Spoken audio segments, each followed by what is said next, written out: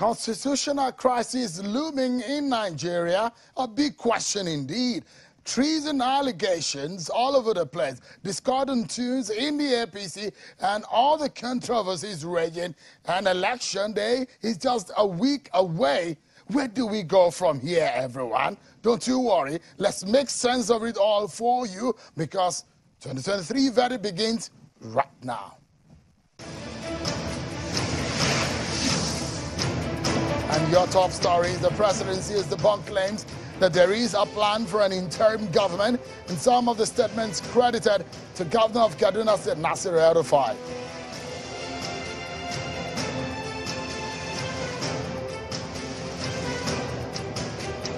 And the vice presidential candidate of the Labour Party, Dati Baba Ahmed, is accusing the Governor of Kaduna State, Nasir El-Rufai, of committing treason over the new Naira swap controversy and President Buhari's directive.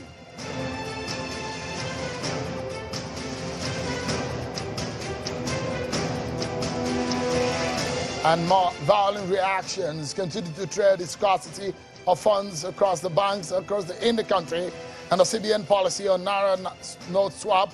We see situation in Lagos and Port Harcourt escalating. It's indeed a great pleasure to appear before your screen tonight, everyone. Welcome to the program. This is the 2023 verdict live on Channels Television. I'm Sean Kimbalo in Abuja. Don't you worry. We have the clock counting down for your sake, and we're keeping our eyes on what is going on as far as the election of 2023 is concerned. It's 7 days, 12 hours, 57 minutes, and 43 seconds, and it's counting down by the second. Things are moving in a rapid form, and we're keeping track of all of the information that you need to know, and so we're keeping you up to speed in your fast world of politics as we head into the election.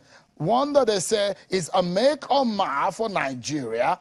Don't forget, everyone, that you need to keep the dial right here on Channels Television as we go into a very crucial election coverage for you. So much to talk about tonight. I will be joined on the program tonight by a senior advocate of Nigeria, a member of the cabinet, and a spokesperson of the APC-PCC. It's not going to be, it will be a hold back tonight, because we will be talking about just about everything that has been happening in the APC, the entanglement, you may call it, the dissension and the controversy between the presidency, the CBN, and the governors of the APC and some leaders of the APC. Is it true that all of this is about Bola Tinubu and making him lose the election? What about the interests of the average Nigerians in the mix of all of this? Well, first and foremost, let's check out some of your election news update, and we'll come back and talk about these issues.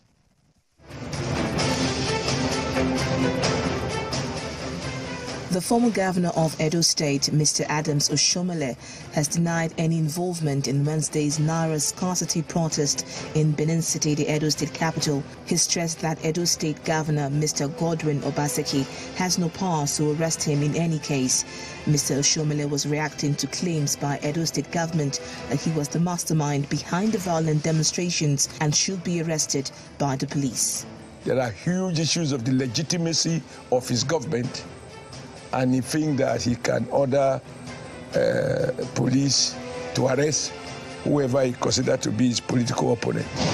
The Oyo State Governor, Seyi Makinde, says his administration has spent up to 40 billion naira on the construction and reconstruction of different roads that link Okeogun to other zones of the state. The governor hosted this during campaign visits in communities in Iwajowa, Kajola, and Itisewaju local government areas. Also said his administration will explore solid mineral potentials of communities that have them. Because the infrastructure to link the various zones of the state are being really developed now. You can fly into Ibadan to come here, it will be 1 hour. The governor of Nasarawa State, Abdullahi Sule, is calling for peace in the state and for everyone to go out to exercise their franchise in next week's election. Governor Sule was speaking during the signing of a peace accord organized by the Independent National Electoral Commission (INEC) and the Interagency Consultative Committee on Election Security for governorship candidates in Lafayette, the state capital.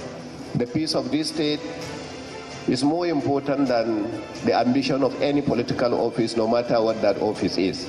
The governorship candidate of the People's Democratic Party in Akwa Ibom State, Mr. Umo Eno, has promised to provide more critical infrastructure in Ibiono-Ibom local government area if elected governor of the state.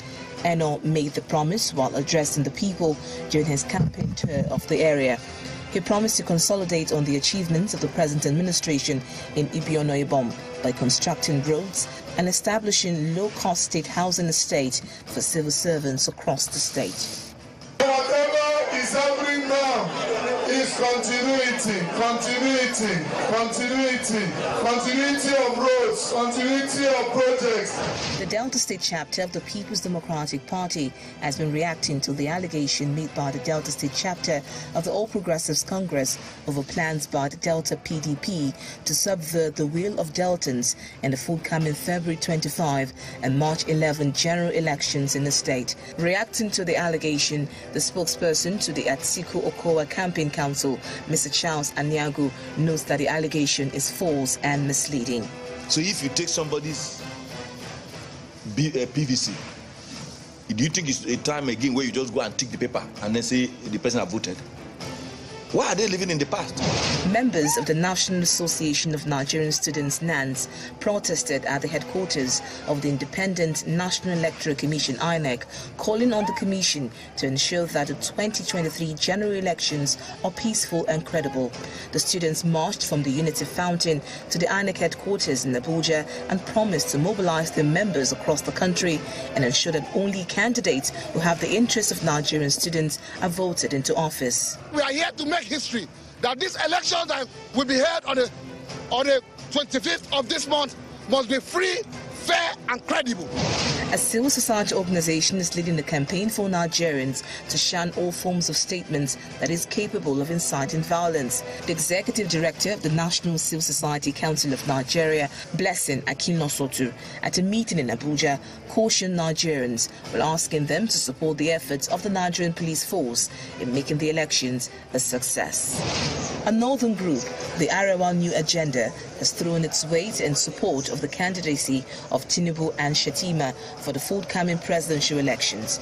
Addressing reporters in Abuja, the convener of the group, Ahmad Abubakar, is citing human capital development and ideological consistency as some of the areas that will receive due attention when they are elected to office following their track record at the state level. He set up the mechanism for revenue generation that has moved Lagos from a 600 million naira economy to over 50 billion and counting.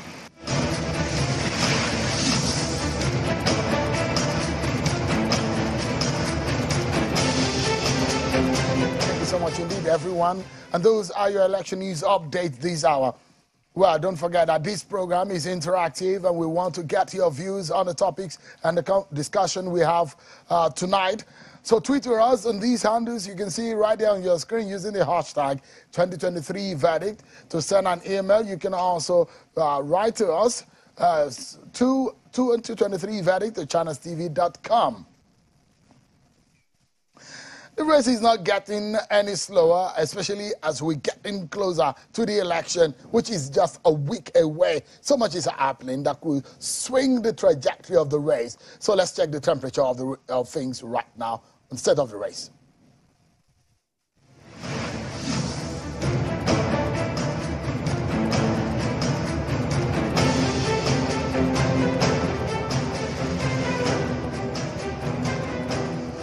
President Buhari's directive over the Naira note swap is getting reactions. Governors of Kano and Kaduna State are not finding the president's directive palatable, and they have lashed out. The Kaduna State governor told the people of his state to continue to transact and trade with the old Naira note. Take a listen to Governor Nasir El-Rufai.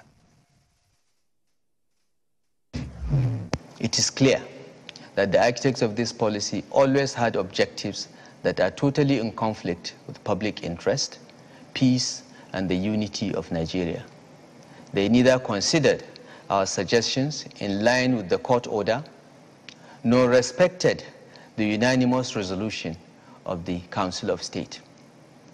It is also quite revealing that the federal government and its agencies not only disobeyed the February 8th ruling by continuing to say the February 10th deadline stands, it is also shocking to see the blatant violation of the subsisting and continuing order of the Supreme Court that all the old and new notes should continue to be legal tender until it gives judgment in the case filed by the Kaduna State government along with several others.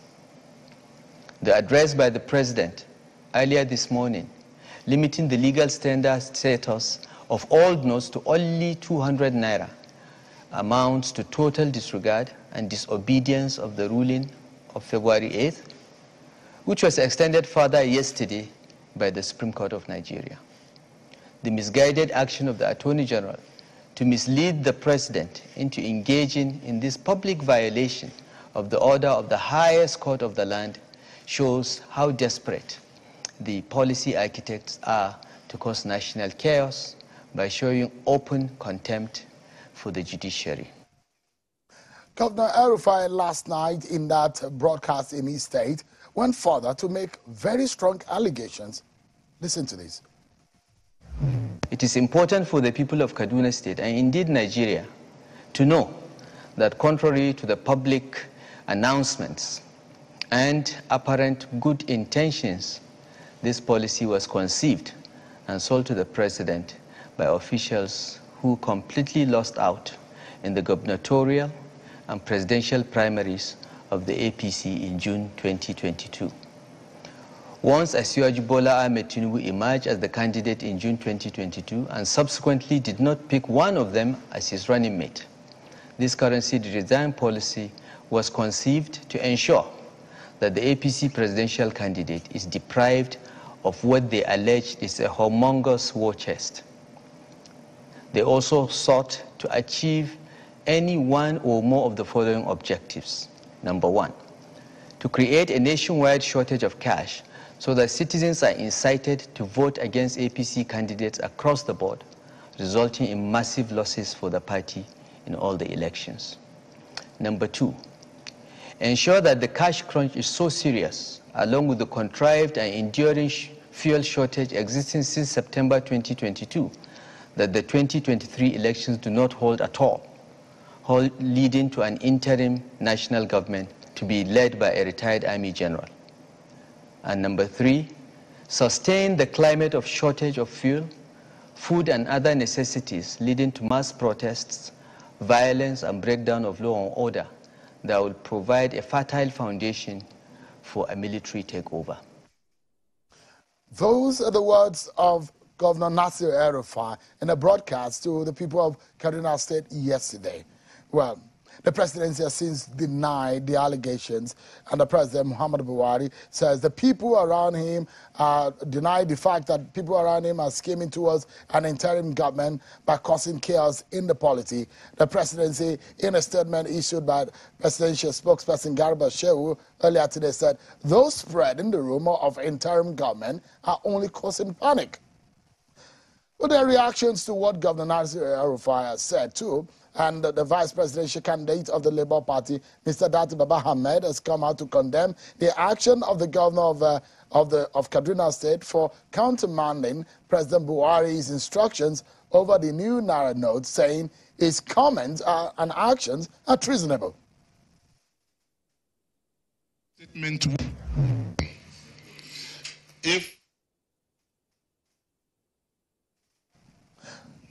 All right. Let's listen to Senator Dati Baba Ahmed and his reaction to Governor El-Rufai.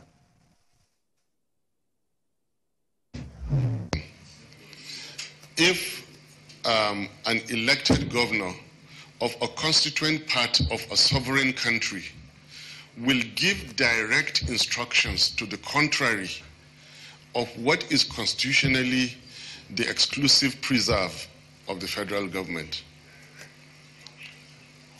like it or hate it, Buhari's government was duly elected and sworn in. Nigeria is a sovereign state, and currency matters are a sovereign. Well, that's the vice presidential candidate of the Labour Party, Dati Baba Ahmed. There's a lot that is happening. There's a lot that is being said.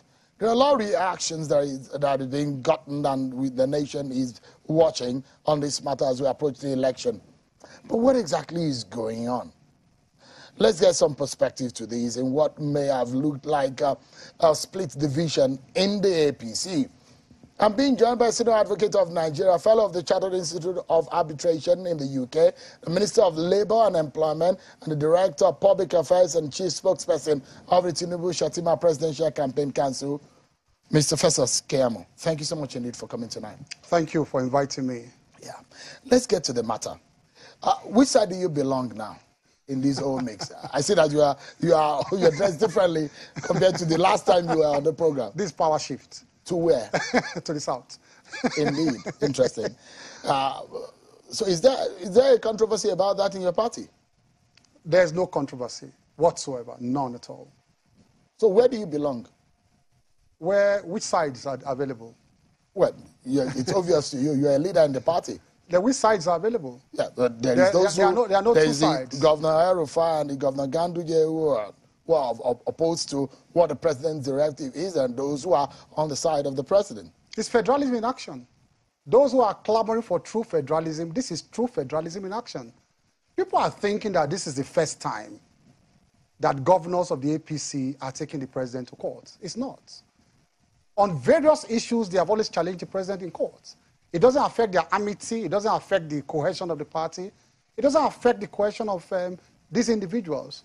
And the president, at times approves, for the institutions set up by the Constitution to resolve disputes. And the courts are there to resolve disputes. Don't forget that the governors took the president to court over certain executive orders that he gave, I think, regarding the judiciary, state judiciaries, and legislature, and they won at the Supreme Court.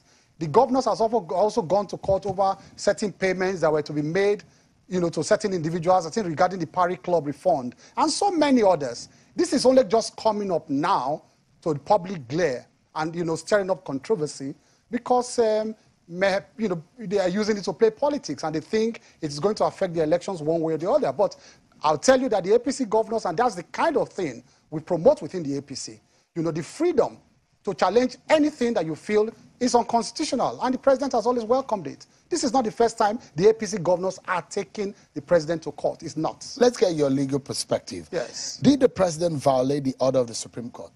Well, first of all, I'll tell you that my loyalty, ultimate loyalty, lies in my profession. As a member of the INABA, I was first of all a senior advocate before I was headhunted to serve in public office. So my primary loyalty is to my profession. So at every point in time, because of posterity, I must speak the truth. I must, because the law does not change. It remains forever. Secondly, I've also vowed as a member of cabinet and also a senior advocate to uphold and defend the tenets of our Constitution at all times. Those are my primary loyalties to the Constitution. So at every point in time, I must express my views. There's also nothing, I'll let you know that. It's only a parliamentary system that runs collective responsibility. Our presidential system does not run collective responsibility where every member of government is expected to defend every single policy, especially when it does not come to cabinet. This decision was not a cabinet decision. If it were a cabinet decision, I'm bound by the decision of cabinet. But it was not a cabinet decision of which I am part of. So these two places I belong to, and very few people belong to those two elite clubs. I'm a member of cabinet, I'm also a member of the INABA. It's only 4 of us in this country that belong to those two, and I am bound to uphold, the tenets of each of these. But so let me tell you this. My view is that the president acted honestly, without intention to slight the Supreme Court, but he may have acted on wrong advice. I did not give that advice. It's not my responsibility. I don't know who gave that advice. So I want to say this openly, and because by tomorrow, people will ask me where I stood at this time. So I think the president did not, because in his speech, he acknowledged that there were certain matters in court. So he thought he was playing safe by saying, okay, whilst before you decide these matters in court, may I just provide some middle ground so that the country is burning, there are riots everywhere, so let me just try and provide some succor to the people, whilst acknowledging the matters are in court. Now, if I were to advise him, I would have advised differently. I did not advise him. It's not my responsibility. I don't know who. What would you have advised him? To comply strictly with the with the terms of the order of the Supreme Court. And which is? All the notes should circulate for now. All the notes. All the old notes circulate side by side with the new notes for now. Because that is the order of the Supreme Court. And by virtue of our Constitution, all authorities in Nigeria, all, must obey the orders of the Supreme Court. Anything to the contrary is a descent to anarchy. And let me tell you, the day we begin to disobey the order of the Supreme Court, that is an invitation to intervention, to revolutionary intervention, or other kind of intervention in our democracy, because the judiciary and the Supreme Court is the last bastion to defend our democracy. So I will not sit down here as a member of the inner bar and desecrate the Supreme Court. I've heard all kinds of arguments. Some people were here yesterday desecrating the Supreme Court, those who are supposedly lawyers. They were casting aspersions on the justices of the Supreme Court. And I want to sit down here and deprecate that in the strongest terms. People who think they are holier than thou, who think, and they say, and what did they say? They said, we are angry. This is a time to say the truth. What is the truth? The truth is only your opinion. You can't come here and say you are angry at what? These are people who were part of the PDP, who were flushed out by Nigerians in 2015. So what are you angry about? That Nigerians flushed you out? Is our democracy, government of anger by anger or by anger? What's the meaning of anger? Say, I'm angry. Anger is only your opinion. Your anger is only your opinion. We have all agreed, Shehu, we have all agreed to abide by the Constitution as a nation so that we cannot descend into animalistic behavior. And so by so doing, let me finish. By so doing, we have decided that at every point in time we want to change the government, we'll go to the polls and then cast our votes quietly and peacefully. And whatever results are announced and it is free and fair, we accept the outcome. If you disagree, you go to court. And that is why the courts are there to intervene in electoral matters. Now, somebody sits down yesterday, and because in a particular case, he says the Supreme Court did not give the judgment he expects or their camp expects. These are PDP members coming here to pretend as if they are holier than thou. And he was belly aching over the emo judgment of the Supreme Court. Look, Shehu, did we bellyache over the Zamfara judgment? Where we won convincingly from head to toe. I mean, from governor to the House of Assembly. And the Supreme Court dethroned everybody. We won by more than 400,000 votes in Zamfara. Did you see us bellyache? We played proper politics and Zamfara is back to APC. That's what they should do. Did you see us bellyache when Bayelsa State, that had never been under the control of opposition party, we won convincingly on the field. A day to swearing in. The Supreme Court removed our governor, not by any fault of his, but because of certain discrepancy in his deputy. He didn't commit any offense. Did we bellyache? We took it in good faith. What happened in Rivers State? In Rivers State, the Supreme Court said up to down, nobody should contest in 2019. We never fielded a candidate. The Supreme Court disenfranchised totally all the APC members. Did we bellyache? We took it in good faith. And you come here and you abuse the Supreme Court over one emo judgment? And these are the people who want to rule Nigeria, who have no regard for rule of law in the Supreme Court, and so you are angry? Go and take your anger to the polls. Don't come here and rant. And then you come and pour invectives on one of the government. Imagine telling the public that El Rufai he splits from two sides of the mouth. That kind of language on air yesterday. How dare we entertain such characters in Nigeria? I will not take it. Let's break it down further. So you said, the summary of your submission is that you don't think the president did the right thing in the eye of the law. For me, I think the president went on with the best of intentions. But erred on the side of law. Best of intentions. That's your position. My personal view is that perhaps he may have been misdirected along the line. So, but he went with the best of intentions. The governor of Kaduna State was making reference to the AGF. Could that be the advice come from that quarters? I have no idea at all. Okay, so, I have no idea. So but let me tell you about the governor of Kaduna State and what they have done. Like I said, it is true federalism at play. They are defending their territory. Don't forget that the governors are also under oath as the president too. What is that oath? To defend the constitution, to obey all the laws of the land.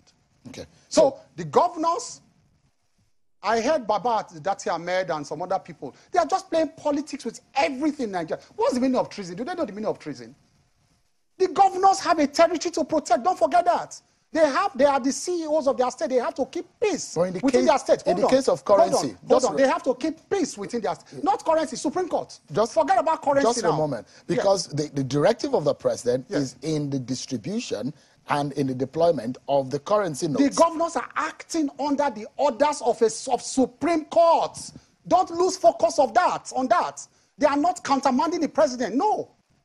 They are not. They are saying, I have an order in front of me, and they have a duty as CEOs. They are under oath to defend the Constitution and implement the judgment of the Supreme Court. Let me ask you. I'll tell you this. Yeah. I'll tell you this. There is nobody that has challenged constitutional or unconstitutional acts of the government as much as perhaps the non-PDP states of those days, led by Asiwaju. Asiwaju has always been, but not him in this case, okay? But he has always been at the forefront of wanting to assert the independence of the states, of the subnational. He has always been at the forefront of it. And so the APC governments and the governors, they are, in the first place, they have a duty to ensure there is peace and order within their states. Let me ask you quickly. Yeah, okay. Let me ask you quickly, please. Right. The order given by the Supreme Court was an ex parte order. Correct. How long does the ex parte order of the Supreme Court take before it expires? Until the motion on notice. That's what the Supreme Court said. It lasts until the motion on notice is decided. So you're saying tonight that by exfusion of time, that ex parte order still subsists even when the parties appeared before? That's what happened the last time. Did you follow the proceedings? I did. They stood up. A lawyer stood up to ask for extension. And what did the justice say? The justice said, no, you don't need. This order subsists till the motion on notice is decided. So they actually extended it. They affirmed it again. They said on the bench that day that this order continues till the motion on notice is decided. So it is a subsisting order. By the principle of law, Mr. Keyamo, we cannot pick still in the line of my question, by the principle of law, yes. It's an ex parte injunction or order. How long does it take before it expires? It is the Supreme Court that decides. It decides to extend it as it likes. There are different rules of high courts, I can tell you that. It doesn't apply to the Supreme Court. But there are rules of high courts, so many federal high courts and so many high courts. They make their rules differently. Some say 14 days, 7 days, but not the Supreme Court. The Supreme Court is supreme. It's supreme. They decide. And that does not mean, they say in the first instance, even those courts where those rules are made, they will say in the first instance, but the court has inherent powers. Based on the need to protect the rest, they have inherent powers to extend those orders. So, it is nothing abnormal. They should not come here and tell you tales by moonlight. So let's go further. And it is dangerous to come here, come on air and begin to cherry pick which orders of the Supreme Court. If it doesn't go against you, the Supreme Court is bad. If it goes in your favor, it is not bad. And it is wrong to adopt that mentality and allow that to fester in Nigeria. Does the president have an executive prerogative to act in the face of chaos and anarchy to make a directive for the future and the progress of the country? Well, but not when the courts have intervened. I'm talking hypothetically. I'm not talking about Buhari now. I'm talking hypothetically. We're talking about Buhari now. When the courts have intervened. No, I've discussed this issue now. Yeah. So it's not an executive order. No, but it make a directive as the president of the Federal Republic of Nigeria. Does he have the right in that regard based on the CBN Act? Does the president have the prerogative to take that decision and the directive he made? So long as the prerogative and the directive does not slight or seek to force a fait accompli on the Supreme Court. The Supreme Court is supreme. The president is under the Supreme Court. He's under an obligation to obey the orders of the Supreme Court. He's under an obligation to the courts. What is the Look, listen. You know also that even as a private citizen, people are saying that the governors, how work will they go to court? Let me tell you, on issues of constitutional infraction, every Nigerian has a locus. Let me tell you that. I went to court, remember, as a private person, to challenge the powers of the president to appoint service chiefs without the concurrence of the National Assembly. They raised the issue, the National Assembly raised the issue of locus for me, but then they said, based on that decision of Abraham Adesanya, go and read the case of Abraham Adesanya, you're a law student, Abraham Adesanya against President of Federal Republic of Nigeria, that is the case that established the principle that on issues of constitutional infraction... That's one of the school of thought. No, it is the Supreme Court judgment. On matters of constitutional infraction, and local standard. Everybody, on local standard, all Nigerians have local standard to challenge constitutional infraction. It also happened in the case of Fawemi against President. When he challenged the payment of dollars to Konjo Wiala, he went to court restlessly. Say, how can you be paying dollars when our law says our constitution, you must pay everybody, in Naira, you must convert in transact business in Naira. And they said, look, Fawemi had locus to challenge because he was raising constitutional issues in that case. It was a private, not to talk of people who are heads of subnationals. Heads of subnationals. And let me tell you something they are deceiving the public about. Oh, you did not join Supreme CBN. You did not join the banks. It's just a lie. Because the CBN and the banks are agents of the federal government in this instance. The banks are not implementing anything of their own, so there's no action against the banks. The CBN is also implementing anything of its own. It is by a directive of the federal government. So what is an issue is a directive of the federal government being implemented by its agents. For this purpose, the CBN and the banks are agents of the federal government. And you know the principle of law. Once you catch the principal, you don't sue the agents. Once a principal is disclosed, once there's a disclosed principal, most times we go to court, we just add all of these people. We add them out of surplusage. You don't need to. What the court is saying is that go back and change your directive. All right. So let's refocus and let's get back to the conversation and the implication of all of this. Yes. There are those who believe that all of these policies are geared towards one thing, to affect the chances of the APC candidate. And I'd like to ask, with what is going on, is there any implication for your candidate at the next week poll? The implication is very positive now. Let me tell you why. And give me time. I want to talk about this. Now, these people sat down, and we have our intelligence. I believe the governors, they have their intelligence too, and thought they could contrive something. And what they are doing is a crime, let me tell you that. Not the president. These people who think they can misrepresent or, misimplement the directive of government. Because now we are not clear. Maybe they sold currency swap to government. Currency swap is that, you know what currency swap, I'll answer your question. I want to tell you, I want to lead to that, to show that there was a grand deception, a grand criminal deception. You said it's currency swap. What you are doing is currency confiscation. It's not swap. Swap is that you want to swap, I bring 1,000, you give me 1,000. I bring 5,000, you give me 5,000 of the new notes. You said all of us should rush our money in. At that time you said we should rush our money in. The new notes were not available. I think that was where we also got it wrong as citizens. We should have insisted. Some of the Nigerians said, look, the agency of government, are they available now? I'm bringing my 500,000 to the bank. Is the new note available now? I want to collect it. But they said, come and deposit. We all rushed and deposited. Take it back now, you say 5,000. It's confiscation. What happened to financial freedom? You have confiscated my money. You have denied me of my rights over my money. That's the grand deception they sold to everybody. The second one is that by so doing, you now began to say, no, the country should go to, what's it called, cashless. Did you tell Nigerians you wanted to now enforce cashless?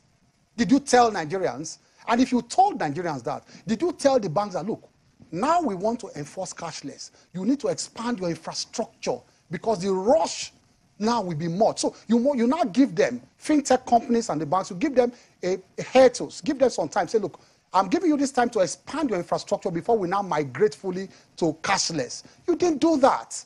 The existing infrastructure, nobody, 5-10% were doing cashless in Nigeria.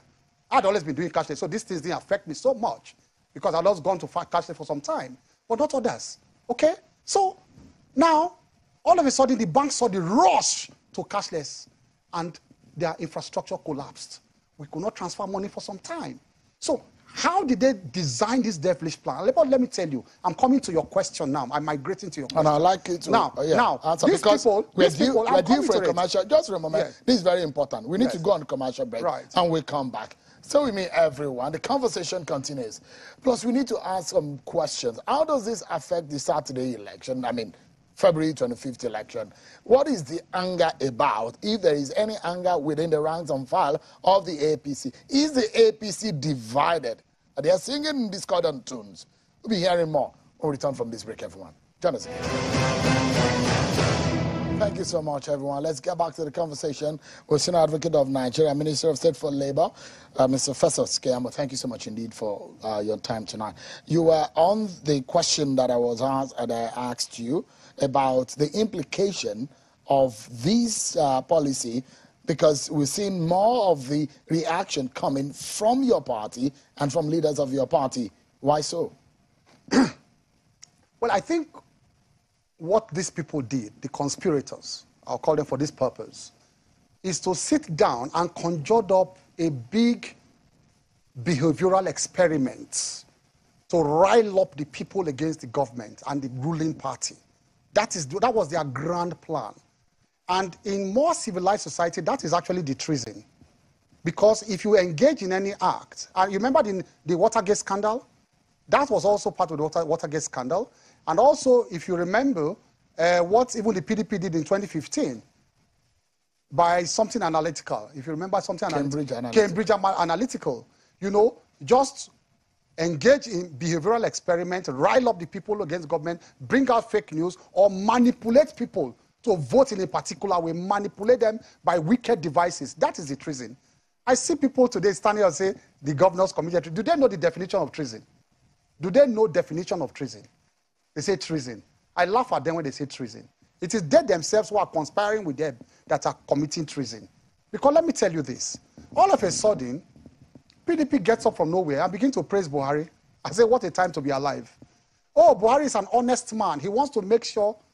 I say, wait a minute. These are people who have always told Nigerians that Buhari's integrity is fake, that Buhari is not an honest man, and blah, blah, blah. Now, you wake up one morning and you are praising Buhari because of politics, because you think, in your own estimation, that the policy in place is designed to curtail or to affect or to harm your opponents. Now, in that regard, they are cutting their nose to spite their faces. Let me tell you why. Because in the process of doing that, in saying that, oh, now they are begging the people, all of a sudden they are the ones begging Nigerians, not the ruling party. They have gotten themselves into a convoluted position, a cul-de-sac. They just got themselves into a mess and scored an own goal. Now they are the ones begging Nigerians not to riot. They are the ones begging Nigerians to support government policy, opposition, to support government policy. Why? Because in their perception, I do not agree, they think that that's against Asiwaju. The policy. So in that regard, Shehu, they would now prefer Nigerians to die, Nigerians to go naked in the banks, for banks to be burnt down, for people to die on the queue. They prefer that because they want to harm one man. They want to harm one man. In other words, no, let me finish. In other words, in the process of pursuing one rat in the house, they prefer the house to be burnt down entirely. You've not told me how this affects the chances of your candidate. But that's what I'm telling you now. Because that's what some of the leaders are saying. But that is where I'm coming to now. But please go there. So in so doing now, the people are now beginning to see that these people, especially the PDP leaders, they are wicked, they are callous, they are heartless, they are cold when it comes to the pursuit of power. They don't mind destroying the entire Nigeria. They don't mind destroying the lives of citizens so long as they come back to power. No empathy, no sympathy, nothing, no compassion for Nigerians at all. That is what I'm telling you. Are you defending? Let me finish. Hold on now. Let me finish. Because you're not quite you are disturbing my flow. I'm not disturbing your flow. Let me tell you, sir. Because I'm hitting them hard now. Allow me to hit them hard. Just please. hold on. Now, who are you defending? Now, the APC or Nigerians? So let me finish my thought. I will answer that one. Let me finish this one first. So what they are now doing, so you can now say Nigerians now saw them for who they are. So at the end of the day, Shehu, what they intended to affect Asiwaju has totally boomeranged and affected them. Let me tell you, this is God's design for Asiwaju's victory to be legitimate, to be internationally accepted, because now everybody knows that Asiwaju has no official backup, no government support. He's relying basically on the strength and power of Nigerians, of the masses to vote him in. Now everybody has acknowledged, because even PDP, they are laughing at him. Oh, the government is not supporting you here and there, you know. So now I think this is designed to give Asiwaju the most legitimate victory we have had in this country since 1960. I'm coming to your question. You need to, because you don't have all the time in the world, and this is broadcast time, and it's very expensive. Yes. Let me ask you, how do you react to the allegations by political party opponents who say many governors have stashed away old notes in their billions and are therefore badly affected by this policy? This is just the lie from the pit of hell. Nobody has touched any notes, and nobody wants to buy votes. Why are you so sure? Let me tell you now why. Nobody wants to buy votes. How many votes are you going to buy? And it is just a lie. Let me tell you, the last 3 elections where they used beavers, APC won 1, lost 2. PDP won 1, lost 2. ABGA won 1, lost 2. As a ruling party, why didn't we win all when we bought votes? As a ruling party, why didn't PDP win all 2? It's just a lie. What they do, if you did philosophy 101 in school, that's what they call the fallacy of hasty generalization. That is the fallacy they commit. Sometimes you see in 1 or 2 polling units, people are attempting to give people money here and there, and then they use it to now blow it up and say, oh, everybody bought votes during the election. How many votes can you really buy off? Maybe 40 million Nigerians that will come. Is that the reason why you think it is just a lie? Let me tell you why. That nobody is touching off money. Let me tell you why. But I'll give you an example. I'm assuming without conceding that you gave 3 months that you want to change currency. Okay? And I have so much money. You think I'll be stupid enough to keep the cash, not to go and deposit it in various accounts? You think I'll be stupid enough not to go and buy foreign currency to keep? You think I'll be stupid enough not to dispose of that cash and wait till the last day and begin problem? It's just a lie. Nobody wants to buy votes. The governors of the APC are genuinely concerned about the sufferings of Nigerians. That's all they are. They're concerned about. Let me tell you this, what are you buying votes for during election? Because demographically, we are winning. We are clear ahead. How do you? And secondly, let me tell you this. The election is not even here yet. Let me go down to the basics of election. And I think my brother Dogowa mentioned it some 2 days ago. You know, when he said there are legitimate funds approved by law. Don't forget that. For me to run the elections, I don't need to launder money. He said for him, for example, he needs 70 million as approved by law. As approved by law, we have about 5 billion approved by law. You know that. What do we need to launder money for? And let me address this issue of moving money during election day. INEC said now they need money to move during election day. When you tell people this and you deceive Nigerians, you are just being, I'm sorry, you are being economical with the truth to Nigerians. Every political party needs to move money around on election day, not bribing your voters. Let me tell you why. You have appointed agents across 177 polling units across the country. Listen to this. I want Nigerians to listen to this. They are telling them lies, including people who says they don't spend shishi. They are telling them lies. They move money around. You need to give these agents stipends because you need them to wait. And this is legitimate money approved by law. It's not bribe. You need to wait from 8 o'clock when the voting starts. You need to wait at times to 10 o'clock in the night. Are you following me, Shehu? These agents need to be in place. Don't leave there for 1 hour. Don't leave, because when you leave, they may manipulate your votes. So the parties require them to stay. And don't leave there. When they stay, they need to drink Coke. They need to drink Pepsi. They need to go and buy bread for me and Coke. I'm not living here. They will give stipend. That is what is done. Mr. Keyamo, agents. So these are the things they give. It's not just a moment. They are deceiving Nigerians. Just why is it that I want to finish now. No. This logic of because saying you want to buy votes. This is not a free airtime. Like I said earlier, why is it that the APC is the only political party vehemently fighting this policy? No, because it is designed. They think they want to design it to rile up anger against the ruling party. Don't forget that once there is an anger on the streets about a policy, then it is against the ruling party, supposedly. Do you understand me? I'm struggling to explain to you. So it's not about the money now. It's about an experiment in behavioral pattern of Nigerians. That look, once we gaslight them, once we push, we make sure they think, what are they doing? That the Nigerians are suffering. It's the APC. It's the APC. Now look at it now. It has turned around against them. Let me finish now. Let me just make this point. It has turned around against them now. Why? Because Nigerians know that Asiwaju, as a person, and is entitled to do so, does not support this policy. And he has done so respectfully. He has brought out his own 6-point agenda. You know that? You read it. Asiwaju say for him, this is how he thinks. He has tried to solve the problem by his own suggestion. Let me pose another question. Now they are attacking some state governors of PDP now. They are saying they went to the court to support their suffering. They started attacking them. They are now blaming the opposition. It is not opposition, no. Mr. Keyamo, the people are angry against PDP now. The president, in his speech yesterday, spoke about curtailing the politicians' use of money in elections. Do you think he's right? They sold a dummy to him because who gave the mandate to CBN to cover election buying? Is that part of mandate of CBN? Go and look at the CBN Act.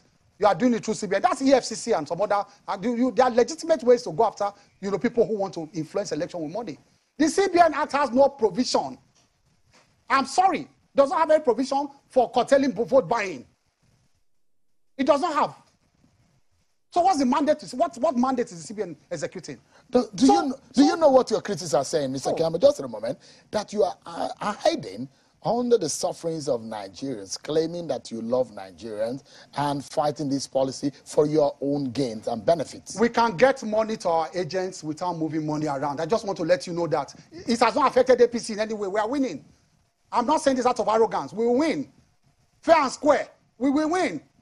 We will not. It is not a problem to us. Let me tell you why. Let me tell you. Can I explain this to Nigerians? How do you then tell Nigerians? What you needed money for in those days is to bribe law enforcement agencies during the time of PDP. And that is what is in their head.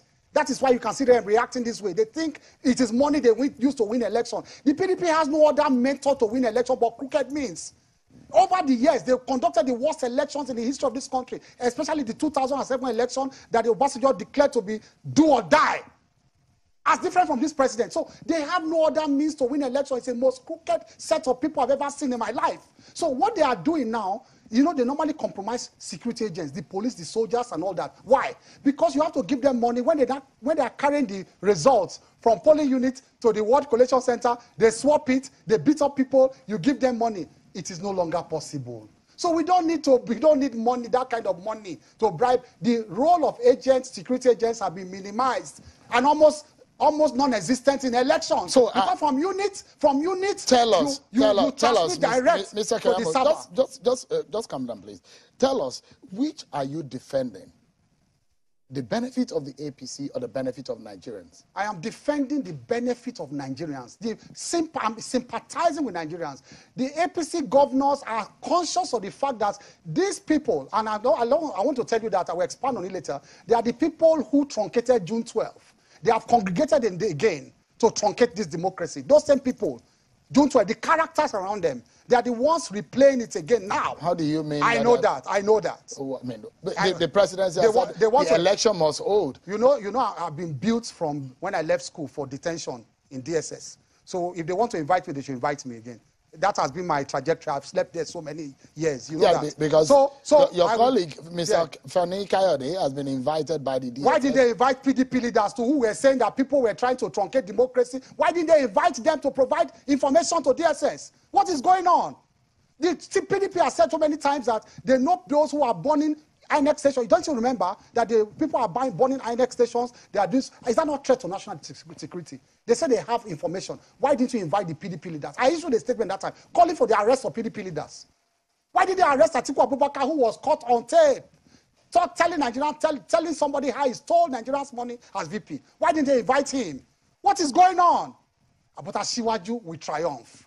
Because the music on the streets now, in the north, they say, Bakudi or whatever, that Asiwaju will win. In the west, they say, Owo, Koso Owo, Asiwaju ma wole. All of them, everywhere in the country have erupted for Asiwaju now. The entire country, it has backfired. So, you know what? Maneuver has cancelled maneuver. We are back to square one.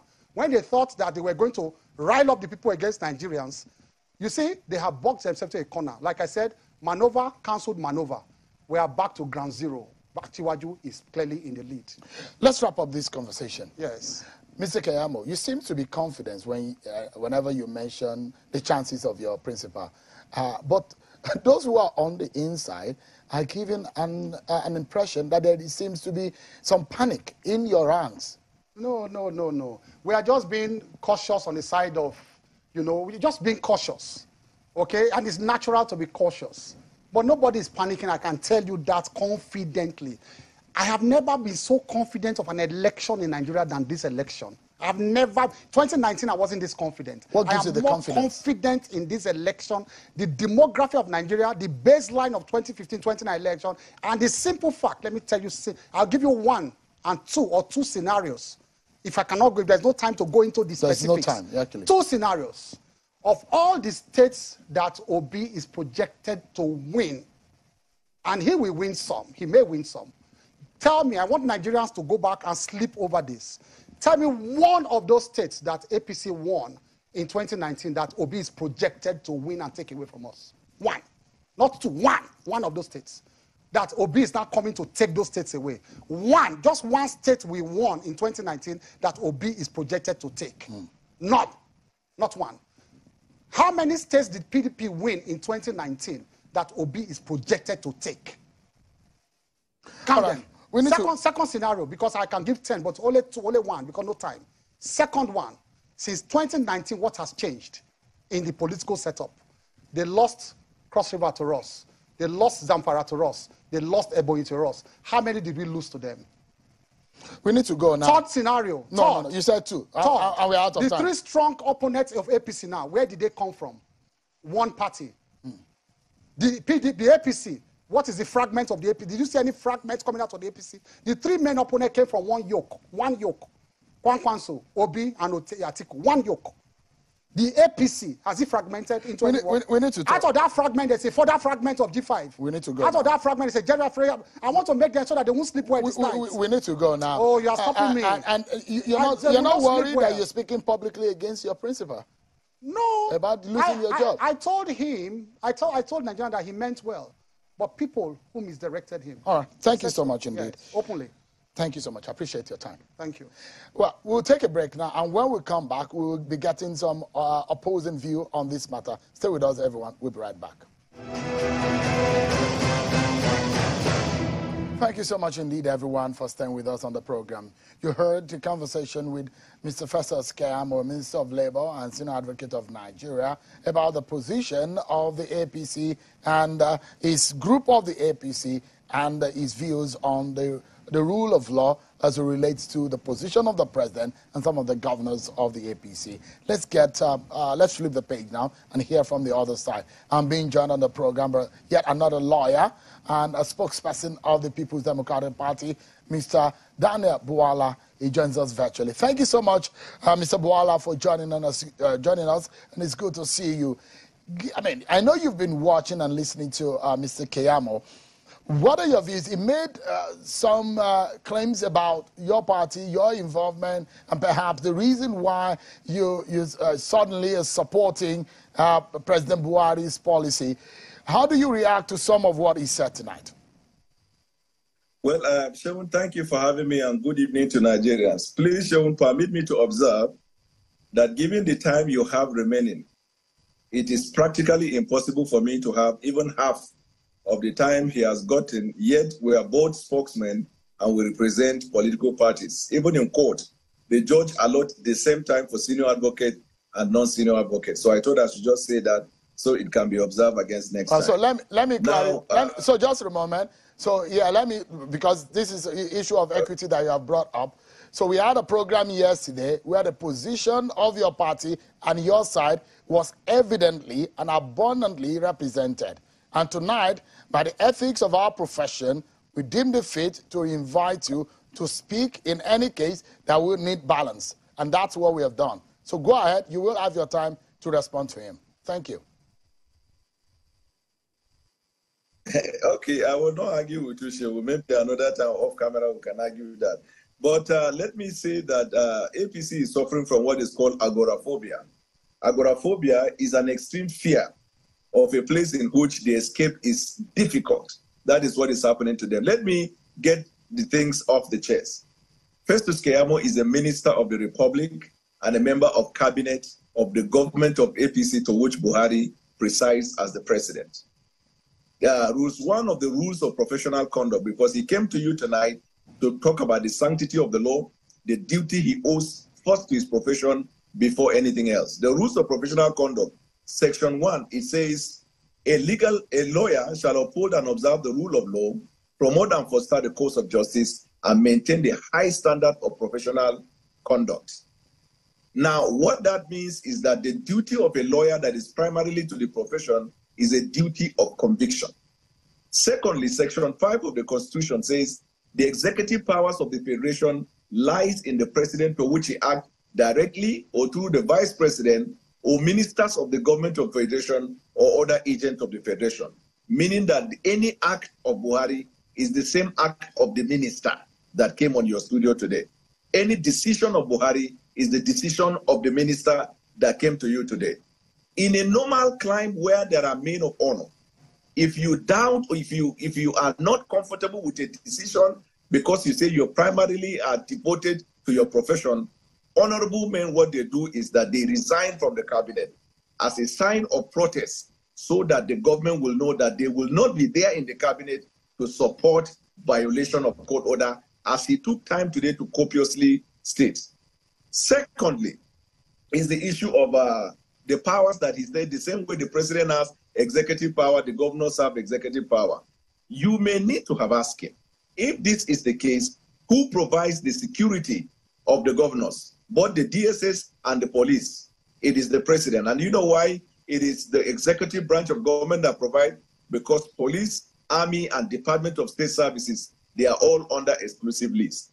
The issue they are protesting against, that they went to court about, that they even addressed the nation in order to undermine the sovereignty of Nigeria, is an act that falls within exclusive list, which is an act of the National Assembly to which the president by law exercises. Thirdly, if you are in doubt to a decision of court that you felt a member of your cabinet and the leader of your party has violated, the law that we know means that on the said day when the matter comes up in the Supreme Court, you will either get a contempt proceedings against that president, or you will draw the attention of the Supreme Court that the man has acted badly. But this is their reaction, what they claim is the violation of court order, that Governor El-Rufai sat and addressed the people of Kaduna State and by extension, the members of APC throughout the Federation of Nigeria, that they should disobey the orders of President Buhari, who stand as the symbol of the sovereignty of the country. And then he tried to throw away the issue of treason. So let me tell you what treason means. Treason is defined as a crime of betraying one's country, especially by attempting to kill or overthrow the sovereignty of government of a federation. That is exactly what Governor El-Rufai did. He attempted to undermine the sovereignty of the government of the federation. But let us just say a word or two, Sean, which will be very important, because they say he who comes to equity must come with clean hands. The El-Rufai that is inciting Nigeria to rise against the government because the government violates orders. Let me tell you, as the FCT minister, El-Rufai disobeyed all court orders and demolished houses. He disobeyed all court orders given that they should restore staff who went on strike. He disobeyed the order of court about the compensation of people whose land he demolished. As a governor, he disobeyed court order in the conduct of local government election at the time it was given. He disobeyed court order that restrained him from sacking teachers and civil servants in Kaduna. He disobeyed court order that demanded the reinstatement of sacked teachers and civil servants. He disobeyed court order that restrained him from demolishing houses at Graceland, Zaria, and houses belonging to the people in the city. He disobeyed court orders that restrained him from seizing the shops of individuals. He disobeyed court orders that restrained him from seizing shops belonging to traders in Kaduna. he disobeyed court orders that was made in favor of traditional rulers in Kaduna. This was the same man who threw the late Justice Bashir Sambo from his residence after a court order. El-Rufai is the same person who cast aspersion against the judgment of the Industrial Court on Channels Television. That is the man who has come today to incite the people of Nigeria to rise against the president because they say the president has disobeyed court order. Now, let us go to the germane of the issue. The sufferings of the Nigerian people is a product of the policies of the party they are taking to the ballot, asking the people to vote them. And it was the same El-Rufai when the EndSARS started that failed to rise and address the nation. You need to know, Shaun, that when the concept of the violation of the rule of law came at one time in Nigeria, El-Rufai did not call for any meeting to speak against the government for violating court order. With respect to the money they are talking about, there is only one person in Nigeria who is alleged to have moved money through bullion vans, and that person is on their ballot as the presidential candidate. This APC has never, at any material time in the past 8 years, demonstrated their sympathy or their feelings for the sufferings of the Nigerian people. They are coming today, but it is late to say that they are reacting because they care about the sufferings of the people, but their candidate that is on the ballot said that the whole thing that is happening, it is happening against him and his person.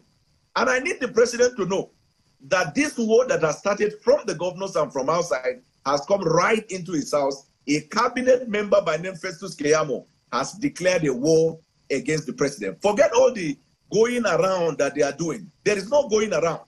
The reason why they are rising against President Buhari's policy now is because they felt it is time to deceive the Nigerian people and give the impression they care about Nigerian people so they can be voted. It is the same El-Rufai who on Channels Television said that one of his governor friends was given 500 million new naira. El-Rufai has not been able to tell Nigeria who that person is. And there is no policy of CBN that I know that has permitted the giving of 500 million naira of the new notes. So if you have seen in a nutshell that they are trying to spin to say the Nigerian people are feeling for them, one fact is clear.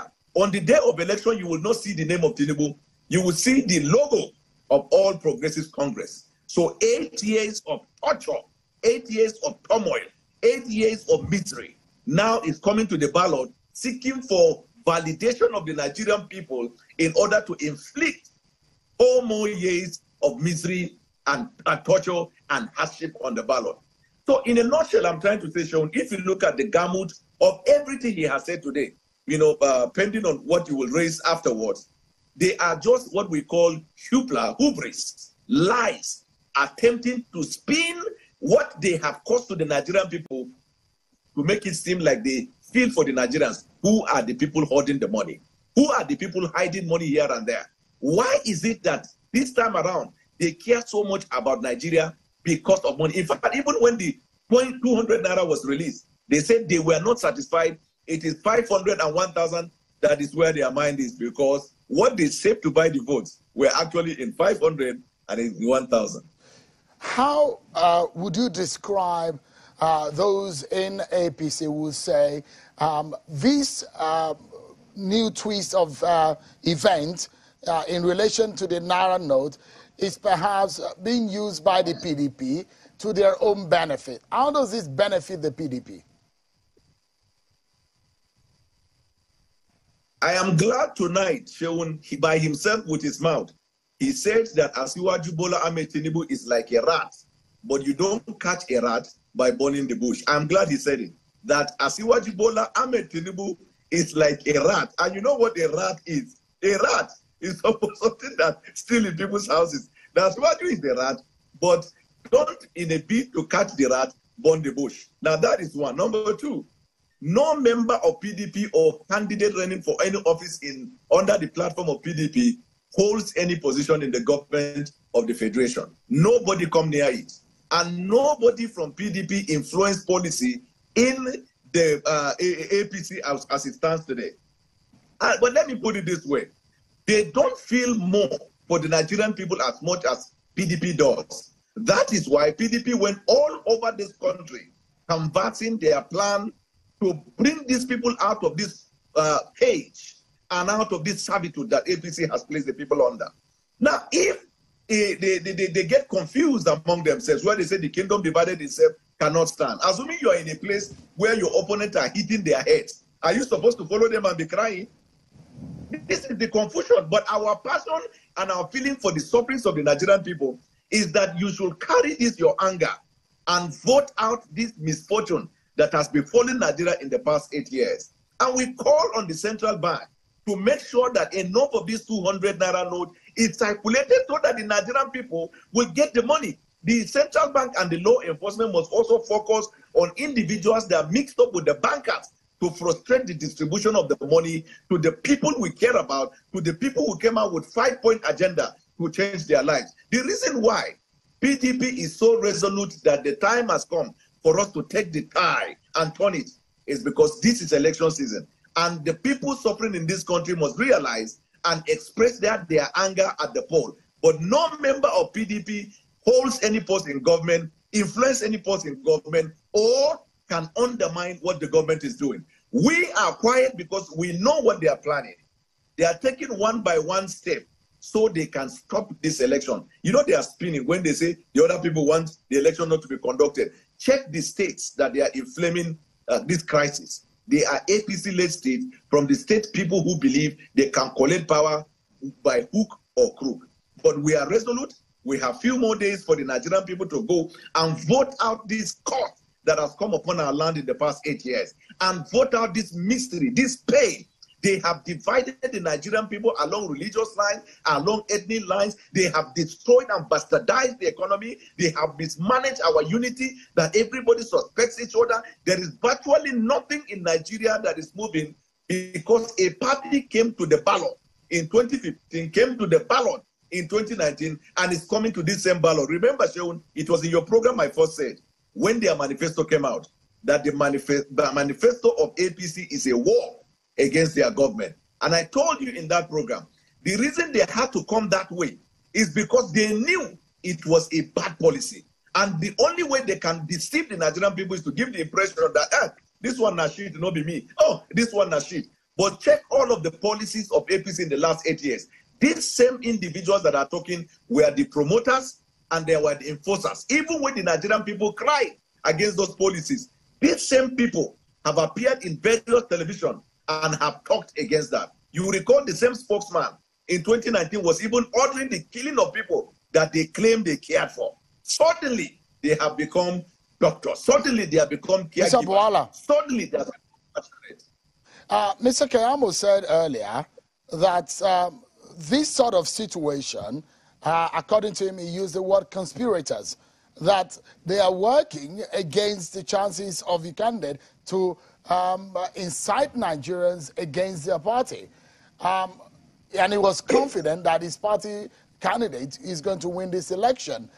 And he mentioned reasons why he thinks so. How do you, or what do you have to say to that?